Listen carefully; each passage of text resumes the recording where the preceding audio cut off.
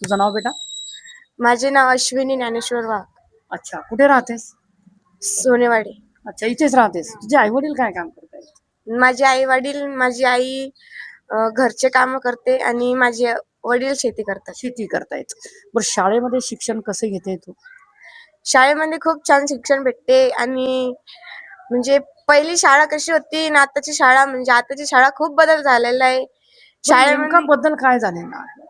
शाळेमध्ये मंत्रिमंडळ तयार झालेलं आहे. अच्छा. शाळेमध्ये यावर्षी आम्हाला 8 वर्ग उघडणं होता, पण शिक्षण अधिकाऱ्यांनी परवानगी नाही दिली म्हणून 8 वर्ग नाही उघडला. अच्छा, म्हणजे किती वर्गाला आहे तू आहेस? मी आता 7वीला आहे. अच्छा, मग 8वा वर्ग इथे नाही आहे.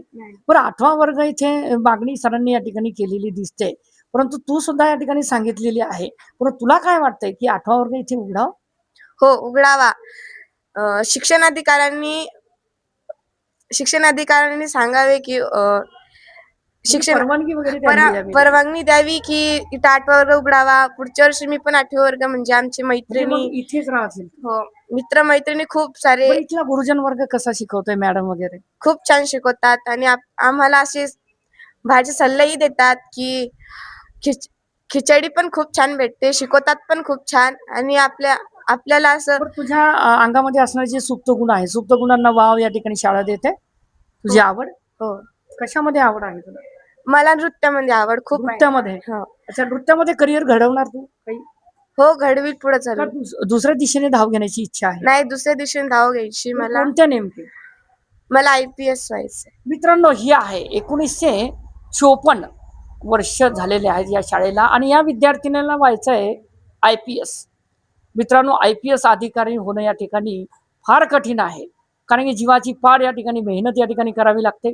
शिक्षण या ठिकाणी अभ्यास या ठिकाणी करावा लागतो, स्टडी करणं पडते आणि तो स्टडी या ठिकाणी करण्यासाठी जी मदत आहे ती मदत या ठिकाणी शिक्षक वृंदांनी जर त्यांच्याकडनं या ठिकाणी जर करून जर घेतली तर ती या ठिकाणी IPS या ठिकाणी होऊ शकेल.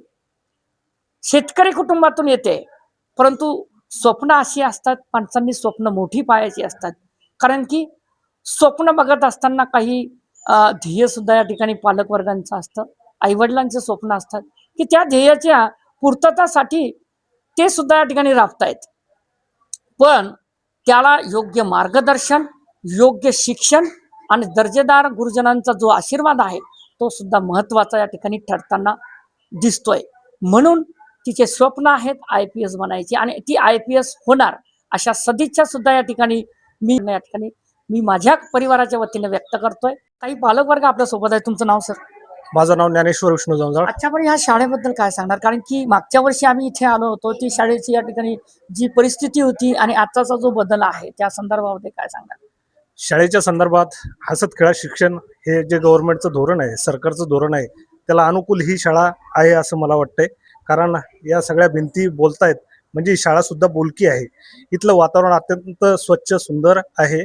विद्यार्थ्यांना पिण्यासाठी आरोचं पाणी आहे आणि खास म्हणजे इथला जो शिक्षक वृंद आहे त्यांचं मला कौतुक करावंसं वाटतं, त्यांचा आभार व्यक्त करावंसं वाटतं. कारण या अगोदरची शाळा जे 4-5 वर्ष अगोदर असेल, परंतु या शिक्षकांच्या मेहनतीमुळं, त्यांच्या कार्यतत्परतेमुळं या ठिकाणी विद्यार्थ्यांच्या ॲडमिशन कशा वाढतील, विद्यार्थ्यांना आपण चांगल्या प्रकारे शिक्षण कसं देऊ, या पद्धतीनं या ठिकाणी आलेला हा नवीन शिक्षकवृंद सगळे जण या ठिकाणी सकारात्मक आहे आणि त्याचंच फलित म्हणजे जी या ठिकाणी विद्यार्थी संख्या वाढली आहे ते आपल्याला दिसतंय. काही दुसरे विद्यार्थी आपल्या सोबत आहे. तुझं नाव बेटा? कोमल. अच्छा, किती वर्गाला जातेस? 7वी. 7व्या वर्गाला जातेस. माझं असं म्हणणं आहे की 8 वर्ग खुलावा आणि आम्ही खूप मैत्रिणी आहेत तर आम्ही पण इथंच राहू. आपण गुरुजन वर्ग कसा शिकवतोय? खूप छान शिकवतात. खूप छान शिकवतोय. काय काय शिकवतायत? कोंद भाजणं, मराठीचं. अच्छा, बरं, विषय किती आहे 7व्या वर्गाला? 7. 7 विषय. बरं, त्याच्या व्यतिरिक्त तू काही विविध परीक्षेमध्ये या ठिकाणी सहभाग नोंदवलेला आहे? हो. कोणत्या परीक्षेमध्ये? चित्रकला स्पर्धा, रांगोळी स्पर्धा. अच्छा, बरं, काही स्कॉलरशिप, शिष्यवृत्तीच्या ज्या परीक्षा आहेत हो. त्याच्यामध्ये भाग घेतलाय? हा. बरं, तिथे इथले शिक्षण तसं दिलं जातंय का? हो. दिलं जातंय? हो. काय वाटतंय तुला, उद्या चालून कोणत्या दिशेने वाटचाल करायची आहे तुला? खूप चांगल्या दिशेने. चांगल्या दिशेने. कोणत्या नोकरीला लागणार का गृहिणी म्हणून राहणार? नोकरी लागणार. कोणत्या? पोलीस. मित्रांनो, तिला पोलीस बनायचंय. काय बनायचंय की पोलीस. ते का बनायचं असेल ते तिचं ध्येय तिलाच माहिती. परंतु पोलीस बनण्यासाठी या ठिकाणी दणकट या ठिकाणी शरीर करावं लागतं आणि दणकट शरीर नसल्यामुळे या ठिकाणी होत नाही. पण आपला या ठिकाणी शिक्षण सुद्धा या ठिकाणी महत्वाचं आहे. कारण की जे एक्झाम या ठिकाणी होत आहेत त्या एक्झाममध्ये उत्तीर्ण या ठिकाणी होणं महत्वाचं आहे आणि तरच आपण या ठिकाणी कोणत्याही नोकरीमध्ये लागू शकतो. आणि त्याच्यासाठी लागते विद्यार्थ्यांची मेहनत आणि गुरुजनांचा आशीर्वाद आणि गुरुजनांचं मार्गदर्शन. की तुझं नाव बेटा? माझं नाव ओम कैलास खरात, अच्छा, बरं तू कुठे राहतोस? सोनेवाडी गावात. अच्छा, किती वर्गामध्ये जातोस? मी 8वीत आहे. तू कुठे आहे? ते तर पिंपळ 7वाच वर्ग आहे. मी पिंपळगाव मंदिर आहे. पिंपळगाव सराई. हा, या शाळेत आहे. अच्छा, म्हणजे इथे 8वा वर्ग नाही आहे. नाही. बरं, इथे 8वा वर्ग जर असता तर तुला आनंद वाटला असता? हो, मला आनंद वाटला असता, कारण की कधी कधी माझी बस पण हुकते. आज त्याच्यामुळेच मी घरी राहिलो आहे, नाहीतर मी कधीच शाळा बुडवत नाही. मित्रांनो, ही आहे विद्यार्थ्यांच्या व्यथा.